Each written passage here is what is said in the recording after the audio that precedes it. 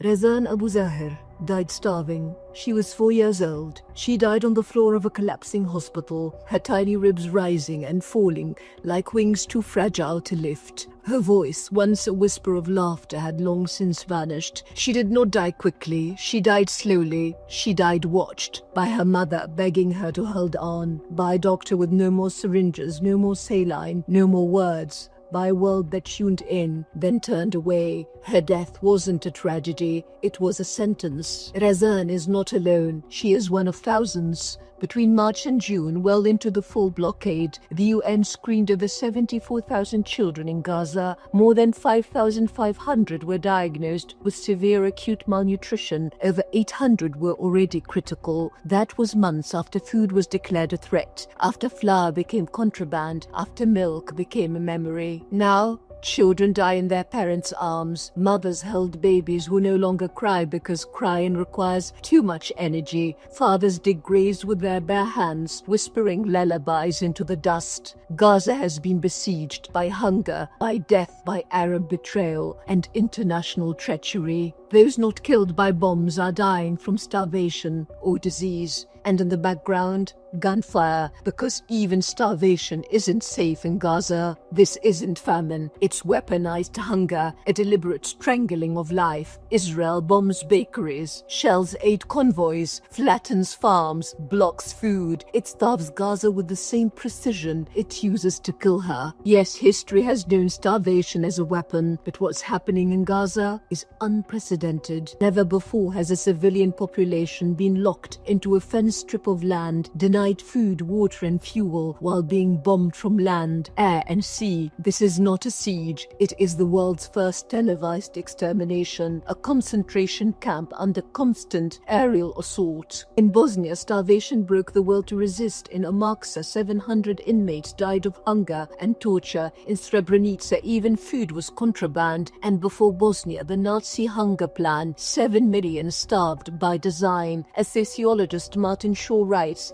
Israel is following the Nazi genocide pattern described by Raphael Lemkin in Axis rule in occupied Europe, a daily fight for bread and survival to handicap thinking in national terms. This is not just an assault on bodies, it is a war against consciousness, a starvation meant to kill and to crush the will to live, to think, to organize, to hope. Even the journalists are starving. Al Jazeera correspondents say, we bring you the news while we ourselves are hungry. We haven't found a morsel since yesterday. When the observer becomes the victim, when hunger swallows the narrator, we are no longer in crisis. We are in catastrophe. And still, Palestinians queue for food, knowing it may be the last line they ever stand in. They walk into what are now GHF killing zones, 8 points turned ambushes. Yesterday, on July 20th alone, 115 Palestinians were shot dead while seeking food. 92 were collecting aid. 19 were children. Since May 27, more than 1,000 killed, 5,000 wounded at food distribution points. One father,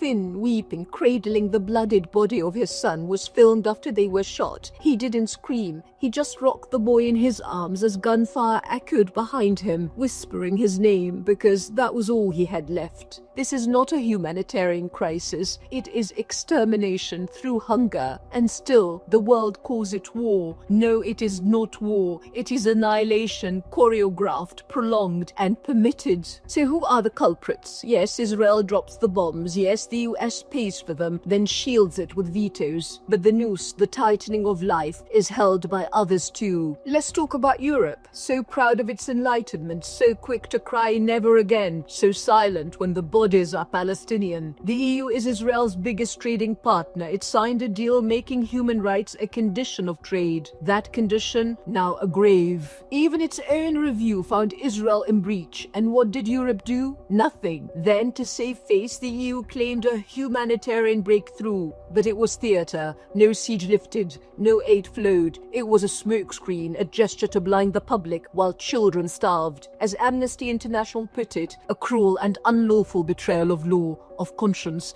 and of Europe itself. And what of the Arab regimes? They stand closest. They speak of brotherhood, of shed blood, but really they're wardens, jailers, enforcers. Start with Sisi, the general president ushered in through a blood-drenched Israel-backed coup. He rules Egypt with tear gas and prisons, and in Sinai he built a buffer zone to lock Gaza out. Rafah is closed. Aid rots in the sun. Doctors and nurses are barred. Children are dying, not from lack of aid, but because aid is blocked. Foreign activists are detained. Journalists deported. Kufi is criminalized. This isn't security. It is servitude. And Jordan, a kingdom jailing its own citizens for waving flags, pitching tents, speaking the name Palestine. They say it's about the Muslim Brotherhood. It's really about crushing any flicker of solidarity with Gaza. What Sisi does with checkpoints, Jordan does with courtrooms. These are not bystanders. They're partners in siege, in famine, in slaughter. And all the while, amid the slow murder and the theatre of diplomacy, we were told to wait, to negotiate. But what kind of world makes feeding children a matter of debate? What kind of diplomacy turns bread